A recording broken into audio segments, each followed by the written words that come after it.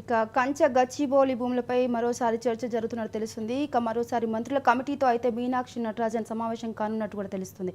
మరి ఇదే అంశంపై మరిన్ని అప్డేట్స్ అయితే సూర్యప్రకాష్ అందిస్తారు. సూర్యప్రకాష్ చెప్పండి.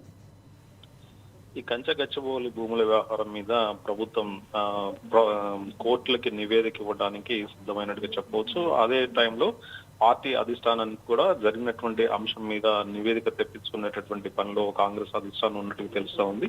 దీంట్లో భాగంగా కాంగ్రెస్ పార్టీ వ్యవహారాల ఇన్ఛార్జి, రాష్ట్ర వ్యవహారాల ఇన్ఛార్జి మీనాక్షి నటరాజన్ గత 2-3 రోజులుగా ఇక్కడ హైదరాబాద్ లో ఈ హెచ్సియు భూములకు సంబంధించినటువంటి వ్యవహారం కావచ్చు, అదేవిధంగా ఏదైతే కంచె గచ్చిబౌలి భూములకు సంబంధించినటువంటి అంశంలో చెలరేగినటువంటి వివాదం మీద ప్రధానంగా ఒక నివేదిక తయారు చేయాలని చెప్పేసి అన్ని వర్గాలతో కూడా ఇటు విద్యార్థి సంఘాలు కావచ్చు, వివిధ రాజకీయ పార్టీ నాయకులు, అదేవిధంగా పార్టీలో ఉన్నటువంటి ముఖ్యమైన నేతలతోని సమావేశం అవుతా ఉన్నారు. ఈ రోజు కూడా సెక్రటరియట్ లో మంత్రుల కమిటీతోని మీనాక్షి నటరాజన్ సమావేశమయ్యారు. ప్రస్తుతం సెక్రటరియట్ లో సమావేశం నిర్వహిస్తూ ఉన్నారు.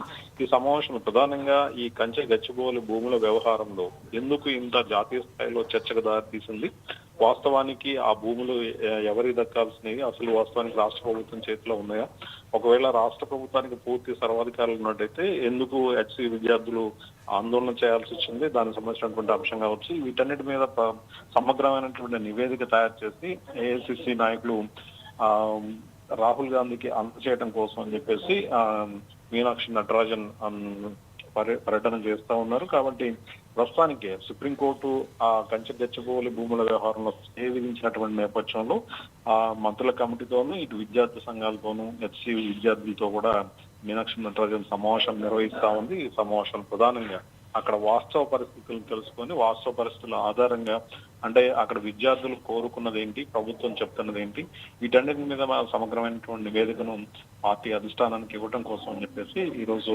మీనాక్షి నటరాజన్ మంత్రులతో సమావేశమైనట్టుగా చెప్పవచ్చు. Okay Suryaprakash, thank you.